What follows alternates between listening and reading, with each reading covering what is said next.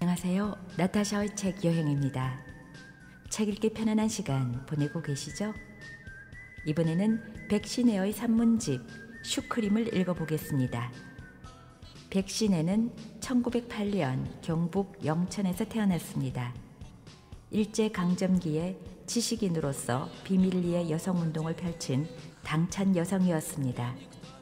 백신혜는 1929년 조선일보 신춘문예에 소설 나의 어머니가 당선되어 신춘문예 최초의 여성 작가가 되었다고 합니다. 주요 작품으로는 끄레이, 채색교, 적빈, 악부자, 소독부 등 소설 22편과 산문 슈크림, 기행문 나의 시베리아 방랑기 등 33편을 남겼으며 1939년 췌장암으로 사망하였습니다. 2008년에 고향 영천에 문학비가 세워졌고 백신혜 문학상이 제정되었습니다. 이 책은 백신혜 기념사업회에서 펴냈고 만인사에서 출간했습니다. 나타샤의 책 여행, 백신혜 산문집 슈크림 중 일부를 읽어보겠습니다. 슈크림. 손대지 않고 능금 따기. 사촌 동생들, 조카들, 나 모두 8이서 비가 자주 와서 해수욕도 못하고 우리 집에서 보내게 되었는데 우리 집은 과수원이라 온갖 실과가 다 있습니다.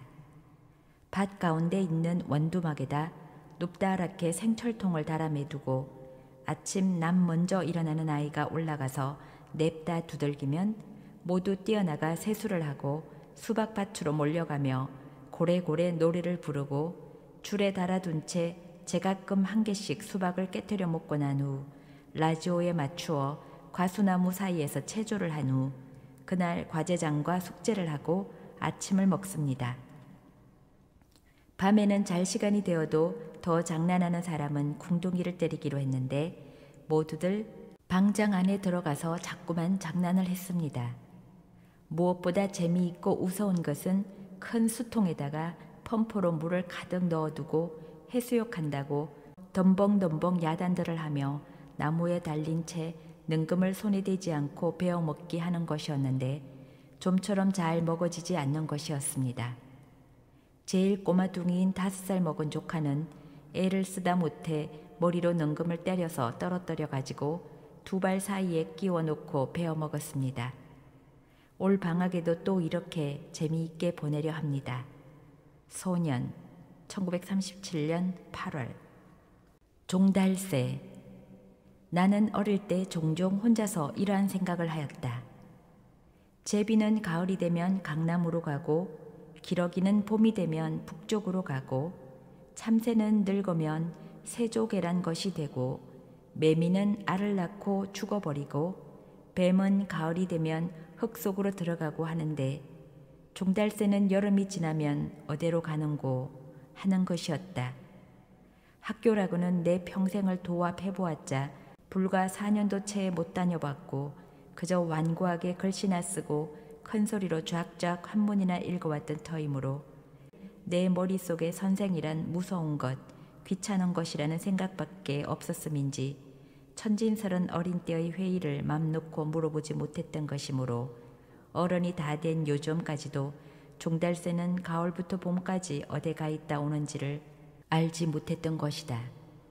어머니께 물어보다가 글 읽기 꽤나니까 별 망령을 다 하는구나 하며 티박만 톡톡히 얻어먹고 뾰루퉁해져서 죄 없는 책장만 쥐어뜯었으므로 다시 더 묻지 않았었다. 그런데 내가 7살인가 8살 때 무엇이든지 잘 안다는 복순이라는 동무에게 한번 물어보았던 것이다. 벌써 근 20년이나 되는 오늘까지 그때 복순이 대답을 잊지 않고 있는 것을 보면 지금껏 복순이 말을 믿는 것이 되겠으며 따라서 종달새를 얼마나 좋아했다는 것임을 알겠다. 이것을 보면 나라는 인간도 제가 잰 척은 하면서도 어리석고 몽상을 좋아하는 이지 없는 팔싹동임이 상당하다고 생각된다. 그것도 몰라? 노고지리는 저 건너산 속에 있단다. 산 속에 어떻게 있나? 내가 나물 캐러 가니까 저 산 속에 아주 큰 굴 하나가 있는데 그 굴에는 겨울이 되면 노고지리가 가득 채어 있다더라. 온 세계 노고지리는 뭐다 그 속에 있는가 보더라. 나는 거짓말인가 하고 의심을 하니까 거짓말인 줄 아는구나. 너는 몰라도 노고지리는 울면서 자꾸 하늘로 올라간단다. 왜 하늘로 올라가는고 하면 저 건너산이 하늘에 딱 되어 있거든. 그러니까 하늘로 올라가서 하늘길을 걸어서 저 산굴로 들어가는 거야. 거짓말이지? 저 산이 그렇게 높을까? 높고 말고 지금 여기서 보니까 하늘이 높은 것 같아도 저 산에 가면 하늘과 산이 딱 들어붙었단다. 나도 하늘을 맘대로 만져보았는데 그래. 나는 무서워서 산 꼭지까지 올라가지 않고 조금 낮은 곳에서 만져보려니까 키가 모자라더란다. 그래서 나물바구니를 엎어놓고 올라서니까 맘대로 만져지던데 뭐. 그러면 하늘이 어떻더냐? 좀 몰랑몰랑하고 차갑지. 좀 띄어 먹어보니까 아주 달디 달고 조금만 먹어도 아주 배가 불러. 하늘 위는 보이지 않더냐? 왜 안 보여? 좀 띄어 먹고 그 구멍으로 들여다보니까 참 좋더란다.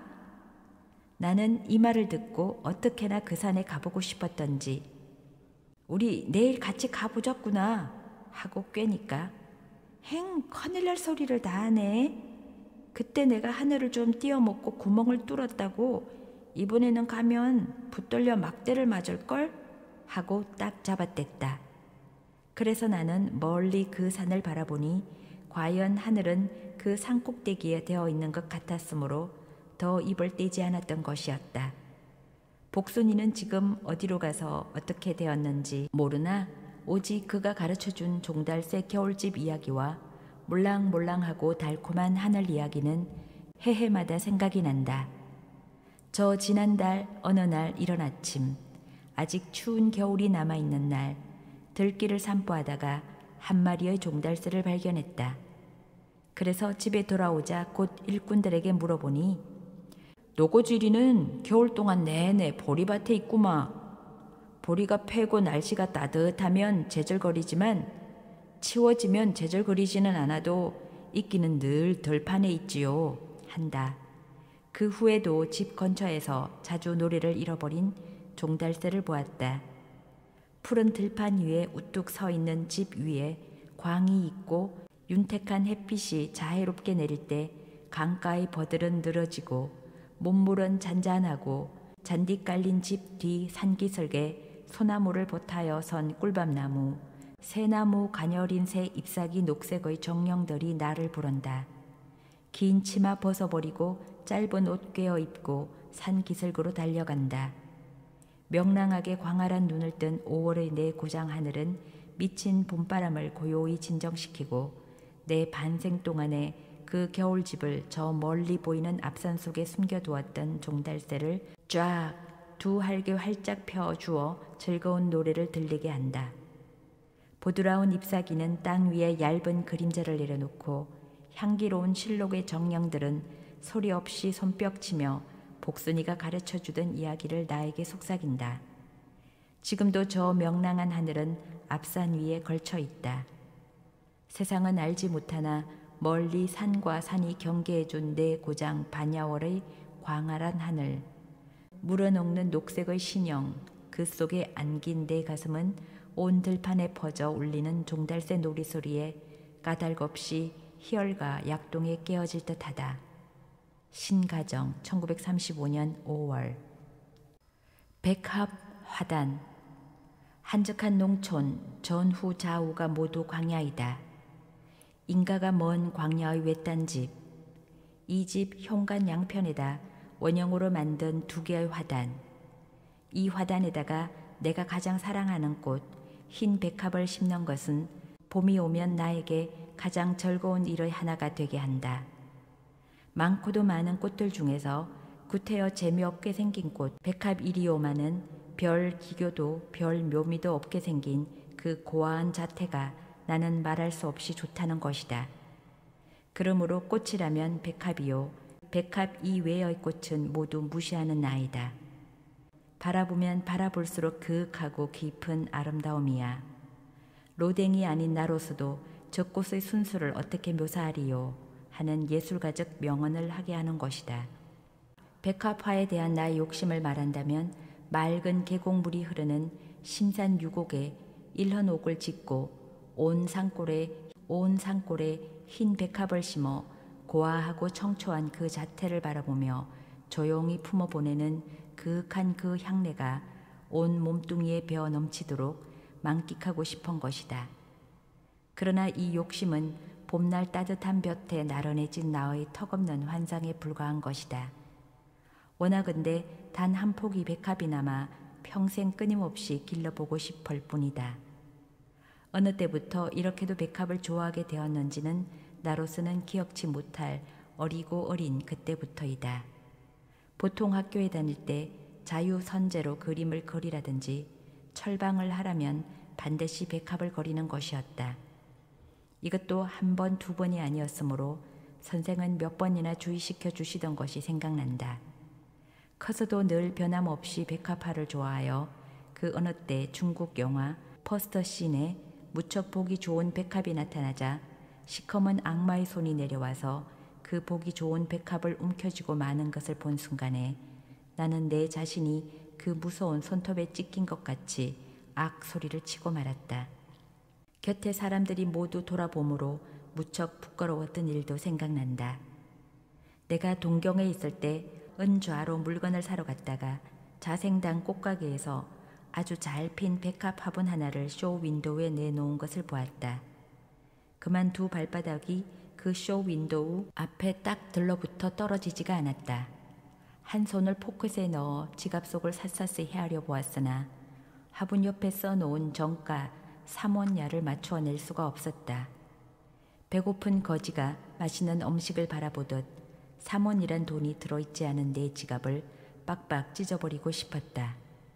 그 이튿날 학교에서 돌아오는 길에 일부러 멀리 은좌를 들러 한 번 더 그 꽃을 구경하려 하였으나 그때는 벌써 그 아름다운 백합은 쇼 윈도우에서 사라지고 말았다. 나는 패군 지졸같이 몹시 쓸쓸하였다. 다행히도 몇 년 전부터 이 넓은 농촌에 살게 되자 내 마음은 끝없이 기뻤던 것이다. 뜰이 넓고 빈 땅이 많으니 내가 좋아하는 그 백합을 원없이 많이 가꾸어 볼 수가 있게 됩니다. 지난해 봄에 주문하여 온 백합의 국어는 그리 많지 않았으므로 겨우 현관 양편 둥근 화단에 독점을 시키고 다른 빈 곳에는 코스모스만을 심었다. 코스모스를 심은 뜻은 백합이 필 때 다른 잡꽃이 같이 피는 것을 싫어한 것이다. 금년에는 코스모스 대신으로 국화를 심으리라고 생각한다. 국화가 아름다워 심으려는 것이 아니라 좋은 모종을 돈 들이지 않고 얻을 수가 있으므로 빈대에 심으려는 것이다. 빈터를 그대로 두면 볼 때마다 백합을 더 심고 싶어지는 까닭이니 백합을 더 심으려 해도 돈이 드는 까닭에 부득이한 수단이다. 이뿐 아니라 잎을 보는 식물로서는 내가 좋아하는 식물이 많으나 화단에 쓸 돈이라면 단 일전이라도 백합을 위하여 쓰고 싶다. 작년 가을에 백합 9권을 파내어 따뜻한 지하실에 묻어두고 여가만 있으면 지하실에 들어가 본다. 행여나 얼어 죽지는 않을까 하여. 그러나 염려한 탓인지 한 개도 상하지 않았었다. 어저께는 날씨도 몹시 따뜻하므로 올레의 화단을 만들 생각이 솟아났다.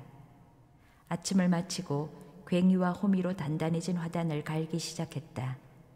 작년에는 멋모르고 비료를 너무 많이 넣었으므로 금년에는 유박만을 넣기로 하여 등에 축축히 난 땀을 말릴 생각도 하지 않고 정오가 될 때까지 화단을 전부 정리했다. 잇따라 지하실에서 9권을 파내어 한 개씩 검사한 후 땅을 파고 심으려 했다. 한 개 또 한 개 심어갈 때 내 코 끝에다 고와한 백합의 향내가 물어녹아 퍼지고 이 9권에서 한 치, 두 치 커올라 그렇게 아름다운 나의 백합이 필 것을 생각하며 부드러운 바람이 이마의 땀을 씻어주는 것도 모르고 잔등에서는 한결같이 촉촉하게 땀이 새어나왔다. 이번에는 너무 드물게 심은 탓인지 화단에 다 심고도 3개가 남았다. 나는 이 3개의 9권을 심을 곳을 찾아 이리저리 둘러보았다. 둘러보면 볼수록 심사가 났다. 저 빈 땅에 모두 백합을 심지 못하는 것이 안타까웠습니다. 이렇게 여기 심을까 저기 심을까 생각하다가 갑자기 무척 배가 고픈 것이 생각났다. 에이 고라싸. 나는 세계의 귀중한 나의 백합 구원을 광야를 향해 팔매질 쳤다. 광야에는 보리 모종이 내 시선이 끝 가는 곳까지 시원스러울 만치도 넓게 파릇파릇해 있었다. 아, 저것이 모두 백합 같았으면. 나는 괭이를 집어 이때까지 모두 정성을 다하여 심은 화단을 힘껏 내리 파헤쳤다. 저 애가 미쳤나? 왜 또 파헤쳐? 어머니의 목소리다. 꽃을 심어 무엇해? 요까지 조그만 데다가 인제는 죄다 보리를 심을 테야. 보리? 나는 대답도 하지 않고 집 안으로 튀어들어갔다. 넓은 보리밭들에 비하면 너무나 작은 나의 화단이었다. 이 조그마한 화단을 위하여 반나절을 넘게 꼬물꼬물한 환상에 잠겨 있었던 것이 너무나 속세적이었음이 가소로웠던 것이다. 중앙 1934년 4월. 무상의 낙. 억지의 말. 청춘을 너무나 아끼는 반동으로 생겨난 자위의 말 같지만은 나는 나이가 먹어간다는 것, 사람이 늙어간다는 것, 또 모든 것이 조락해 간다는 것을 슬퍼하거나 애처로이 한탄을 하거나 아깝다고 바둥바둥 헛애를 써보거나 해본 적은 암만 생각해 보아도 한 번도 없었다고 단언한다. 어릴 때는 나는 언제나 아주머니 만치 커서 바느질을 맘대로 곱게 해볼까. 조금 더 커서는 언제나 나도 오빠처럼 어려운 책을 배우나. 학교를 다닐 때는 언제나 나도 선생이 되어 어려운 시험 문제를 내놓고도 걱정 없이 천연스럽게 앉았을 수 있을까. 학교를 나와서는 어서 훌륭한 소설가가 되어야 할 텐데 하는 모양으로 나는 오늘까지 한 번도 내 맘이 만족하여 이만하면 되었으니 언제까지든지 이대로만 하고 가는 세월이 안타깝다고 느껴본 적이 없다. 언제든지 늘 오늘과 다른 내일이 어서 왔으면 하고 고대할 뿐이었다. 항상 앞날에 살고 내가 서 있는 오늘이라는 것에 미련이 없다. 추르게네프의 명일이란 산문시를 사랑하면서도 근본에 있어 나는 그와 반대이다. 그는 모든 삶의 뜻이 앞날에 있는 것이고 그 앞날은 죽음의 무덤뿐이라고 했으나 나는 모든 이 삶을 앞날에 걸어 두었을 뿐 아니라 그 앞날이 무덤만 보이는 것인 줄도 알면서 도리어 그 무덤이 고대되어 못 견디게 한다. 이것은 사멸을 바란다는 것이 아니다. 무덤으로 들어가려는 그 순간이라야만 나는 나의 삶을 완성시킨 결론의 마지막 자를 쓰게 될 것인 동시에 작거나 크거나 옳거나 그러거나 비로소 세상에 나왔던 나라는 일개 인간으로서의 역할을 다한 종결의 만족을 느끼게 해줄 것인 까닭이다. 우주에 무상이 없고 늘 청춘뿐이라면 나는 내 삶의 의의를 모를 것이며 끝없는 우울함에 빠지고 말 것 같다. 조락이 있는 까닭에 신생이 있으며 무상을 아는 까닭에 희망, 용기, 정열, 진치가 있는 것이니까. 노망을 노망인 줄 깨닫지 못하는 까닭에 늙은이 다운 것이며 철없음을 철없음인 줄 깨닫지 못하는 곳에 참 젊음이 있다. 내가 잔뜩 점잖해지리라고 주의를 하고 있는데도 불구하고 부지불식간에 어린아이들과 철없이 덜판에 뛰어다니다가 언제나 철이 들겠나 라고 어른에게 놀림을 받으면 깜짝 놀라 아이쿠 점잖해져야지 하고 후회하는 것도 가짜 아닌 나의 청춘이 용수숨치고 있다는 증명이다. 일부러 청춘을 아끼려는 생각이 드는 때는 이미 청춘이 신발할 때인 것이다. 나는 아직 젊은이다. 그러나 내 마음이 항상 화란 춘성에만 매달리려고 무리한 애를 쓰지 않는 뜻은 일만 화초가 방창하는 춘강에 나도 함께 피어나지 못하면 성화의 회당화를 독모하지. 그렇지도 못하면 구추 상강시 향기로운 국화와 같이, 그렇지도 못하면 만년 청춘의 송백으로 백설의 꽃이라도 기어코 피게 해볼 것이다 라고 꽃이 못 핀 이 오늘에 덧없이 제 맘대로 가버리는 봄만을 구태여 무리를 해가며 붙잡으려 헛애나마 쓸 턱이 없다. 봄이 가버리든 늙음이 닥쳐오든 무슨 상관이리요. 즐거운 내일, 희망의 내일, 내 삶의 나뭇가지에 꽃피는 내일, 그 날만이 나에게 고대될 뿐이다. 이 고대가 참된 나의 청춘이 아니고 무엇이랴. 이 청춘을 굳게 잡고 놓지 않으리라. 2월 10일 삼천리 1935년 3월.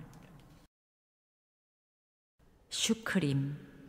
벌써 신혼이라는 그러그러한 때가 저 먼 옛날같이 되어버린 이때에 새삼스럽고 달콤하고 아기자기한 신혼여행기를 쓰라는 명령을 받고 펜을 들게 되니 공연히 웃음만 납니다. 대체 쓸만한 거리가 기억에 남아 있어야 될 터인데 잊어버렸는지 또는 눈을 감고 여행을 했는지 좌우간 여행기가 될 만한 것이 생각나지 않습니다. 여행기가 아니라 그저 생각나는 대로만이라도 쓴다면 다음과 같은 운치 없는 말뿐입니다. 채 길지도 못한 단발머리를 겨우겨우 싸묶어 가지고 긴 치마에 얌전을 빼물고 시댁에 가서 이마에 손을 얹고 컨저를 할 때 머리꽁지 나올까봐 조마조마 애를 쓰며 한 번 저라고는 곁에 선 피씨를 바라보고 꽁지 안 나왔어? 하는 표정으로 머리 뒤에 손을 대어 보이면 아직 염려 없다는 눈끔찍이를 해주면 겨우 안심하고 또 한상 절을 하는데 절 받겠다는 사람은 왜 그리 많은지 30여 상 절을 계속하고 나니 웬만히 심신이 피로해졌을 텐데 그 위에 거창스런 하루를 묵게 되었으니 예법이고 깻묵 뭉치고 가네 그저 펑퍼져 두 다리 쭉 뻗고 뒹굴고 싶은 마음이 굴뚝 같았습니다. 그 이튿날에야 비로소 신혼여행인가 무엇을 간다고 좋은 곳 다 버리고 하필 대판으로 길을 나서 현해탄 위에 둥실 뜨고 보니 무슨 큰 시련이나 겪고 난 사람같이 갑자기 명랑해져서 참으로 가뿐하고 시원하더군요.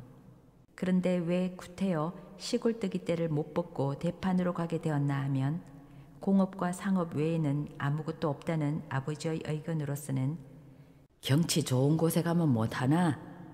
대판, 무엇 공장, 무엇 회사, 무엇 그것은 다 한 번씩 참고로 보아둘 만하다. 우리 조선 사람 손으로는 밥 짓는 솥 하나 경편하게 만들 줄 모르니 하고 젊은이들 마음을 이해할 줄 몰라주시니 차마 노인의 의견을 반대할 수 없었던 것이었어요. 그러지 말고 도쿄나 나라 쪽으로 갑시다. 연락선에서 이렇게 제의하는 피씨의 말에 못 이긴 채는 하였으나 속으로는 무척 반가워 도쿄로 가자는 약속을 하였는데 하관에서 채펄린의 거리의 동부를 일본 전통 공연장에서 상영 중이란 신문 광고를 보고 또다시 약속을 집어치우고 좌우간 대판에 먼저 하차하기로 했습니다. 대판에 내려 거리의 등불을 보고 나니 욕심은 그대로 남아있는지라 곧 아버지의 직이요 대판 상공계 중견인 모모 씨를 찾아 자세한 이야기를 들어 3일간 잘 견학해 보라고 권하던 아버지에게 후일 사죄거리를 장만한 후 그날 밤 즉시 대판을 떠났습니다. 교토에서 내리려던 것도 차에 올라 종일 종알거리던 판에 당도하고 말았으므로 내리기가 싫어 그대로 기차 닿는 곳까지 뻗쳐버리자고 한 것이 동경이다. 신혼여행을 동경으로 간다는 것은 촌놈이니 이왕 뻗치는 길이면 더 미끄러지자고 니코까지 가고 말았습니다. 백설이 날이는 니코를 가보는 것은 시내의 성이 백가니까 라는 피씨의 말이 그럴듯했습니다. 정말 일광에 가보니 틀림없이 백설이 만근곤이요 만하게 때 아닌 백화가 만발해 있었어요. 나 역시 시인은 아니지만 한마디 화답은 없을 수 없어 백설이 내려 때 아닌 백화가 만발했네. 아마도 이화인가 보다 했더니 이가인 피씨 잠잠하였으나 속으로는 그럴듯한 모양이었어요. 요란하게 자동차 폭음을 내서 서른이 자욱한 골짜기를 천길만길 내려다보며 중선 4호로 구름을 헤치고 올라갈 때 우화 2등선인가 싶던 것 외에는 니코의 성경 가지가지를 아무 감흥 없이 보고 말았습니다. 피차 니코는 첫걸음이 아니었던 까닭인지는 모르나 이번에 가본 니코는 그저 평범한 곳으로밖에 기억에 없습니다. 그러나 지금 생각하면 하나 기념될 만한 것이 있었습니다. 이 여행을 마치고 돌아온 후 슈크림을 먹기는커녕 보기도 싫어진 것입니다. 어떻게 해서 그렇게 되었느냐 하면 니코역에 내려 잠깐 찻집에 들어갔을 때 내가 슈크림을 청했더니 그것이 무슨 맛이 있어? 하고 묻는 것을 나는 퍽 즐겨요 하고 대답했더니 그날 밤 니코 호텔에서 없다는 슈크림을 일부러 사람을 시켜 니코역까지 가서 한 상자를 사왔어요. 자, 실컷 먹으시오.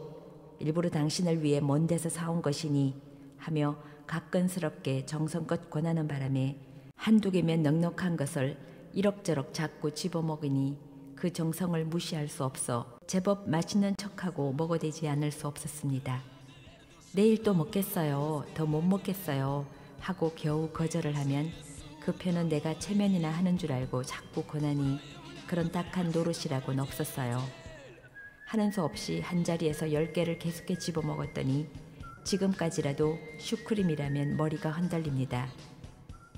무턱대고 먹으라고만 권하는 것은 야만적이에요 하고 지금이라도 간혹 싸움 미천 삼아 들먹거리면 내야 체면으로 권했지만 당신의 위 주머니도 상당히 야만적이던데 하고 비꼬니 내가 체면 차려 억지로 먹은 줄은 모르는 심판입니다.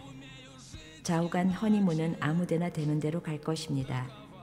좋은 경치고 뜻있는 곳이고 무엇고 다 소용없는가 합니다. 왜 그러냐 하면 어느 겨울에 외계 경치 구경을 합니까? 그런 까닭에 신혼여행에는 산을 보나 바다를 보나 꽃을 보나 무엇이든지 아무 감흥도 인상도 없다고 그저 이렇게 우물쭈물 쓰다 마는 것이 옳겠지요. 삼천리 1935년 4월